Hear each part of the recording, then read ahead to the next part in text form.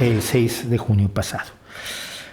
6 de junio pasado se celebraron los 71 años, si mal no recuerdo, 77 años, perdón, del día D. El día D fue la invasión a Normandía. La invasión a Normandía por parte de los aliados, que fue la mayor operación militar, no solo de toda la historia, sino que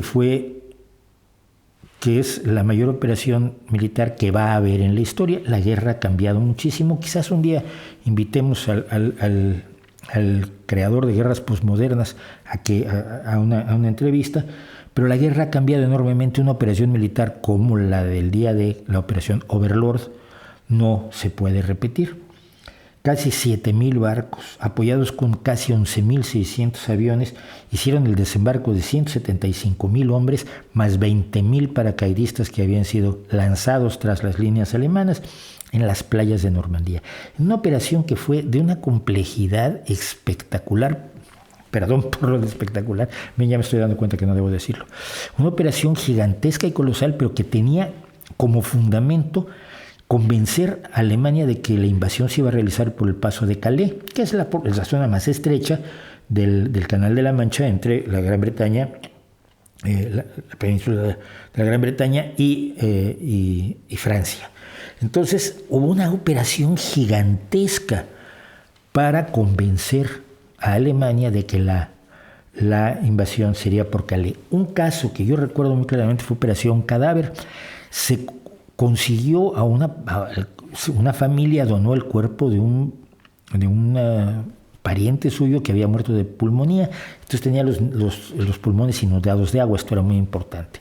Lo mantuvieron frío mientras creaban una personalidad de un aviador inglés falso. La idea era arrojar este cuerpo en las costas españolas porque sabían que la Armada Española lo iba a rescatar. Le iban a informar a Franco, y Franco, por quedar bien con Hitler, le iba a mandar todos los documentos que traía este supuesto aviador inglés. Y esos documentos eran los documentos que daban detalles de cómo se iba a realizar el desembarco de los aliados en Calais. Obviamente hoy es muy fácil saber que una persona lleva varios meses muerta y que no cuela cuando lo sueltas, lo dejas con un chaleco salvavidas frente a las costas, no recuerdo, de Almería y cosas así. Tuvieron que conseguir un doble para las fotos, porque todas las fotos pues, el muerto parecía muerto, y así ocurre. Y eso fue una de muchísimas acciones que se llevaron a cabo para comenzar. Se pusieron tanques y aviones falsos, inflables, hinchables, frente en el paso de Calais, en la zona británica, lógicamente, como si se estuvieran allí reuniendo las tropas. Y claro, desde los aviones alemanes no se podía ver más que de lejos lo que estaba. Mira, ahí hay tanques, y los tanques eran de tela, pero que como si se estuvieran acumulando las tropas en Calais, mientras la verdadera invasión se hacía en secreto en Normandía. Hoy no pueden hacer ese tipo de secretos.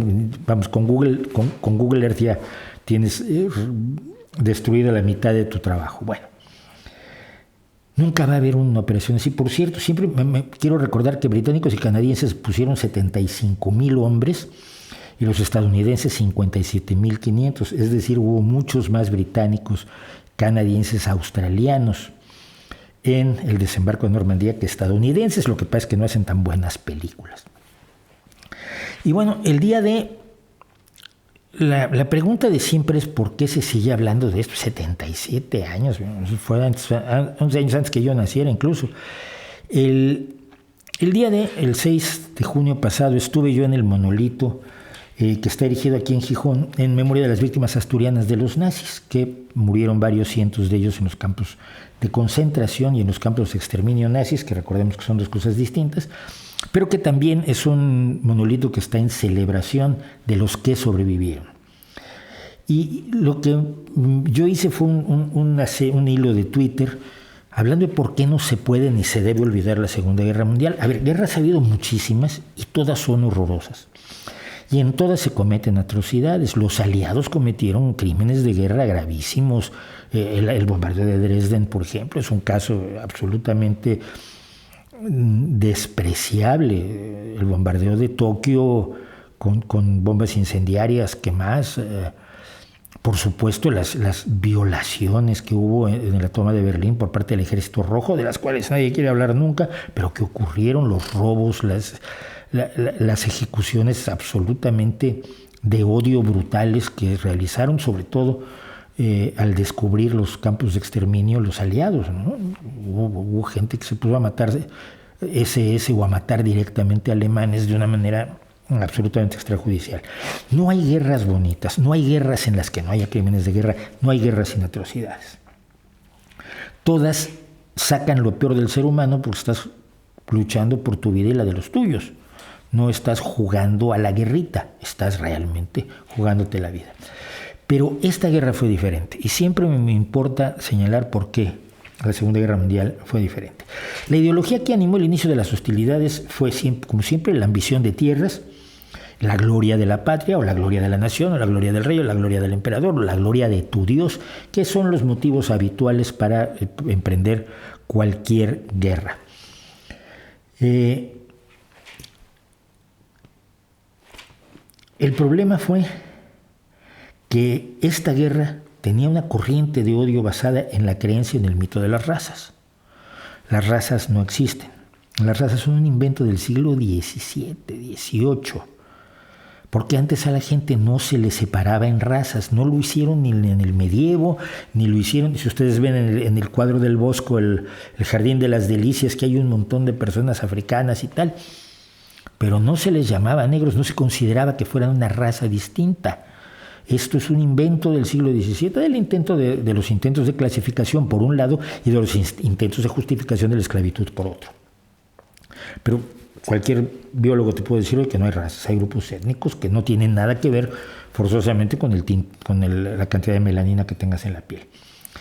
Sin embargo, la brutalidad con la que se trató a las tierras conquistadas por parte de los alemanes y el destino que se dio a sus habitantes fue tan inhumano como el saqueo de Persépolis a cargo de las tropas de Alejandro Magno.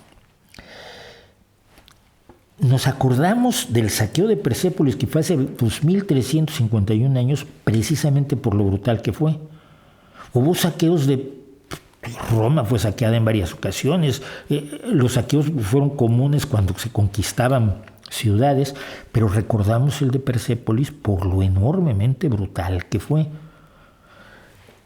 Por primera vez en la historia, en esta guerra, en la Segunda Guerra Mundial, se estableció un sistema industrial destinado única y exclusivamente al exterminio de seres humanos no combatientes, de seres humanos inocentes. Soldados, trenes, sistemas industriales, diseños de ingeniería, de cámaras de gas y de hornos crematorios para matar 10, 12 mil personas al día, estudios, edificaciones, un montón de cosas destinados no a ganar la guerra, sino a exterminar a personas no combatientes. El saldo de esta guerra fueron unos 80 millones de muertos. Ninguna guerra había tenido un saldo así. Son unos 25 millones de bajas militares y 55 millones de bajas civiles. Esto tampoco era común en las guerras habituales. Por ejemplo, la Primera Guerra Mundial murieron 20 millones de personas, 10 millones militares y 10 millones civiles. Permítanme si estoy... Cuando ya había tomado Europa, Alemania, y sobre todo cuando había perdido la batalla de Inglaterra, su intento de minar las defensas de Inglaterra para poder hacer un desembarco, que era la idea original de Hitler, nunca se esperó encontrarse con Churchill ni con el pueblo británico. Siempre recuerdo una fotografía que hay de un almacén, una tienda de comestibles, con la mitad medio derruida, le había caído una bomba durante la Blitzkrieg alemana, y en la puerta está el dueño, así, con un letrero que dice business as usual, nosotros seguimos haciendo negocios como siempre. Esa capacidad de resistencia pues, fue la que impidió que Alemania tomara la Gran Bretaña, pero una vez que no la tomó, lo fácil era pactar la paz. Muchos intentaron pactar la paz. ¿Quién fue? No me acuerdo quién fue. El segundo de a bordo de Hitler, el que había tomado el dictado de Milucha cuando estuvieron en la cárcel. Fue Rudolf Hess, el secretario de Hitler, sí, el que se fue al Reino Unido, y fue el último el último prisionero de la cárcel de Spandau, por cierto. Y hay una gran canción del grupo Chumbawamba sobre la muerte de Rudolf Hess. Rudolf Hess murió en la cárcel de Spandau. Y cuando murió, todos los nazis que se suponía que ya no existían se tiraron a la calle en todo el mundo, en todos lados, donde había grupúsculos que en aquel entonces eran mucho más marginales que ahora, que ya son partidos que compiten incluso en las elecciones. Pero en aquel entonces los ultramarginales nazis salieron a la calle, y Chumbawamba tiene una gran canción que se llama The Day the Nazi Died, el día que murió el nazi. Y si la buscan, hay 2 o 3 videos que están grabados en vivo. Los buenos son los que están en vivo, y hay uno en concreto cuando tienen a la cantante que poco después dejó Chumbawamba, que es potentísimo porque la gente se electriza, y están cantando, si mal no recuerdo, en el Rockpalast en Alemania. Tomó un avión y se fue a Inglaterra a tratar de organizar la paz. Había muchos pronazis en el Reino Unido que presionaban para que se firmara la paz con Alemania y se le entregara a Europa y ya. Y de pasadita, ya si podían acabar con la Unión Soviética, pues mejor. Era lo fácil. Se decidió hacer lo difícil. El 6 de junio de 1944 se desembarcaron, decíamos, 156,000 soldados para liberar a Europa, además de que el día anterior se había lanzado una enorme cantidad de paracaidistas tras las líneas alemanas que entraron en contacto con las resistencias, porque siempre en Europa hubo resistencias. Quería contarles una anécdota de poesía relacionada con el día D. La resistencia francesa, como ustedes saben, estuvo enormemente activa. Una de las cosas tremendas de pasear por París es ver montones de placas diciendo: aquí murió fulano luchando contra los alemanes, aquí murió fulano en la liberación de París, aquí murió tal y tal mujer disparando contra los nazis.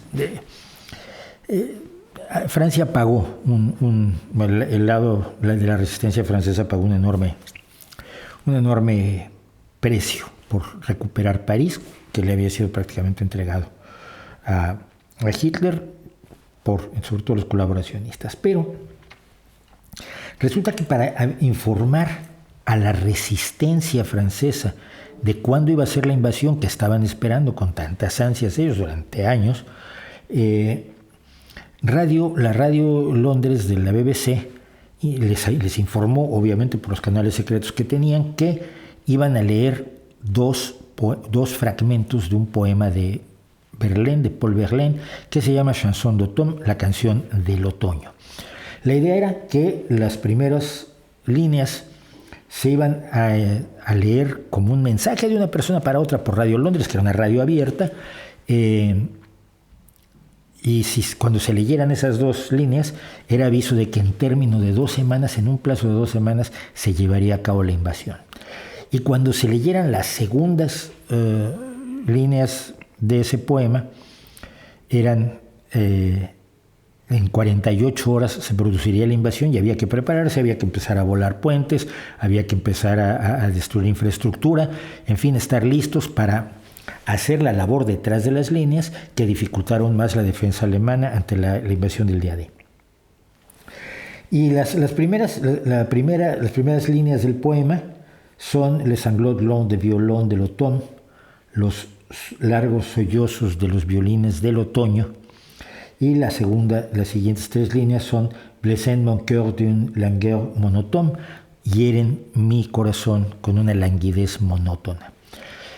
Cuando yo estuve en París por única vez que estoy diciendo, no es cierto, por segunda vez, fui a la librería Shakespeare & Company, que es un de estos lugares que hay que visitar, y fui buscando el libro de Paul Verlaine que contenía la canción del otoño. Me parecía relevantísimo tenerlo y recordar así el día de ella, las personas que dieron su vida en París, y encontré una edición bilingüe.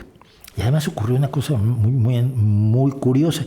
Venía yo buscando, el dueño o la persona de la librería me había dicho más o menos dónde estaba la poesía de Verlaine, y vi pasar una chica con un libro que se llamaba On Dying, sobre el hecho de morirse de Christopher Hitchens, que acababa de morir de cáncer. Yo la detuve, le dije, ¿y ese libro de dónde lo sacaste? Están allí. Fui, saqué uno, y así fue como me hice del último libro de Christopher Hitchens. Yo conocí, lo cuento en el hilo de Twitter, yo en 1992 en Holanda conocí yo iba a un encuentro de ateos de la Internacional Ética y Humanista, y me quedé en casa de dos simpáticos ancianitos holandeses que me dejaban ahí una cama para dormir mientras asistía yo al Congreso. Y un día el señor me enseñó su credencial, era experto en explosivos de la resistencia holandesa. Mira, te daban ganas de besarle la mano y decirle, oye, gracias, tío. Mira, yo sé que luchaste por ti, por tu familia, por tu pueblo, por tus creencias, igual por tu religión, no sé por lo que hayas luchado, pero al final luchaste por mí. Yo no podría estar aquí libre y hablando de ateísmo y de humanismo si no fuera porque tú te la jugaste contra los alemanes. Y el mundo resultado de la Segunda Guerra, una cosa muy importante es cómo trataron los aliados a los países conquistados, a Japón y a Alemania concretamente. Italia es una historia distinta que algún día quieren cuento. Es decir, no los humillaron, no los destrozaron, no los exaccionaron, no los esclavizaron, no los aniquilaron, los reconstruyeron. Lo que no hizo Alemania o Japón cuando empezaron a tomar las tierras que anhelaban, ya fuera en Polonia y en Francia, o ya fuera en Corea y en China. Esto es muy importante, porque la forma en que actuaron los aliados es una forma con la que todos nos podemos identificar, y no nos podemos identificar con la forma en que actuó el eje. El resultado de esta guerra, el resultado del triunfo contra el nazismo, contra el imperialismo japonés y contra el fascismo italiano, que los tres hay que tener presente que eran el enemigo, y que los tres, sobre todo Japón y Alemania, cometieron atrocidades que todavía escalofrían cuando se leen, dejaron como resultado un mundo terriblemente imperfecto, el mundo en el que vivimos hoy. Es un mundo con graves injusticias, con desigualdades lacerantes, con todas las deficiencias que muchas personas viven de recordárnoslo todo el día. Ya, pero es que esto está muy mal. Sí, hay que mejorarlo, hay que trabajar para cambiarlo. Es una Europa imperfecta, mejorable, llena de dificultades y contradicciones, pero donde es posible pensar en un futuro mejor.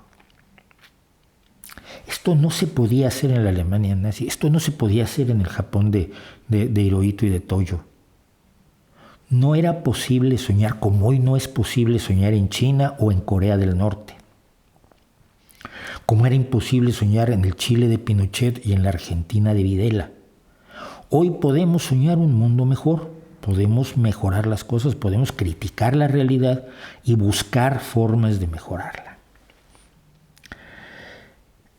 La guerra no se ganó con claridad, y esto hay que recordarlo siempre, sino hasta después del día D. Hasta 1940 más o menos, hasta 1943, un año antes, los aliados, cuando se reunieron Stalin, Churchill y Roosevelt, tenían claro que podían ganar la guerra. Esto quiere decir que de 1939 a 1943, 4 años, Hitler pudo ganar la guerra, los nazis pudieron ganar la guerra. Hoy vemos las películas de la Segunda Guerra Mundial y parece evidente que lo iban a ser aplastados los nazis. No, durante 4 años aquello fue terrible. Fue después de una serie de batallas, después de la batalla de San Petersburgo, si mal no recuerdo, después de la batalla de Kursk, después de la batalla después de por supuesto, de la invasión a Italia, que fue claro que se podía ganar la guerra. Pero antes no. Y nunca nos ponemos a pensar en lo que habría sido que se perdiera. Entonces, hay que recordar todo esto al tiempo que eludimos a quienes quieren reescribir la historia. Todos ustedes conocen a alguien que dice, no, la Segunda Guerra Mundial la ganó la Unión Soviética, porque ellos lucharon y ellos tomaron Berlín. Espérate, la Unión Soviética luchó porque tenía todo el apoyo del programa Lend-Lease, préstamo arrendamiento del Reino Unido y de Estados Unidos, que aportó enormes cantidades de material bélico y alimentos para que la Unión Soviética resistiera. No, pero los que ganaron fueron los ingleses, porque soportaron la guerra la batalla de Inglaterra. Sí, por supuesto que la soportaron, y la soportaron de una manera admirable, pero lo hicieron con el apoyo de los aliados, sobre todo con el apoyo de Estados Unidos, que aún no había entrado a la guerra oficialmente. Esto hay que recordarlo, Estados Unidos no entra a la guerra, sino hasta diciembre del 41, cuando el ataque japonés a Pearl Harbor. Y bueno, si vemos muchas películas, pues parece que los estadounidenses ganaron la guerra con una mano delante y la otra rascándose una oreja. La guerra la ganaron los aliados, no la podía haber ganado ningún país solo. Y cuando les digan a ustedes, pero los soviéticos tomaron Berlín, recuérdenles que Eisenhower decidió que sus ejércitos no cruzaran. Él era el líder de los ejércitos aliados occidentales, digamos, de la resistencia francesa, de la resistencia de los españoles incluso, que pelearon en la Segunda Guerra Mundial del lado de los aliados, de las fuerzas británicas con todos los países de la comunidad británica y de los Estados Unidos. Y Eisenhower decidió que sus tropas no pasaran el Elba por miedo a que hubiera un enfrentamiento con los soviéticos. Y Eisenhower dijo, Berlín ya no es un objetivo militar, está destruido, es solo un objetivo político. Desafortunadamente tenía razón, porque se ha utilizado la caída de Berlín a manos del Ejército Rojo como un arma política eminentemente, cuando realmente la guerra solo la pudieron ganar los aliados, todos los aliados. Yo diría que tenemos todos que recordar, donde quiera que estemos en el mundo, porque yo sé que hay mucha gente que me ve en América Latina. Y esta gente luchó por su vida y por su gente y por su patria y por lo que ustedes quieran, pero también luchó por nosotros. Ellos acabaron luchando por un futuro que no vieron, pero que es posible. Yo soy pacifista, y probablemente muchos de ellos, muchos de los que desembarcaron en Normandía el 6 de junio eran pacifistas como yo, pero no pacifistas radicales. Es decir, hay veces que hay que luchar contra el mal. Gandhi le escribió a los judíos, al Congreso Judío Mundial, me parece, diciéndoles que tenían que entregarse a la muerte, que su muerte sería un ejemplo, que tenían que dejarse matar por los alemanes, por los nazis. Por los nazis, porque ni todos los alemanes eran nazis, ni todos los nazis eran alemanes, aquí hay que tener cuidado. Ese era el pacifismo de Gandhi, dejarse matar. Yo no creo en ese pacifismo, por pacifista que yo sea. Así que bueno, hace 77 años pasó esto, y hay que recordarlo para que no vuelva a ser necesario que caigan miles de personas en un solo día luchando contra ideas despreciables y repugnantes que están renaciendo, que están resurgiendo, que están a nuestro alrededor. El desprecio a la democracia, los odios étnicos, la idea de que la religión debe ser más importante que el pensamiento, la idea de que las creencias y la experiencia personal deben tenerse en cuenta más que la ciencia, la idea de que los caudillos y los líderes carismáticos son los que pueden llevarnos a mejor espacio. 77 años de que pasó algo como esto y que no vuelva a pasar, pues es responsabilidad nuestra, creo yo. No sé qué piensen ustedes.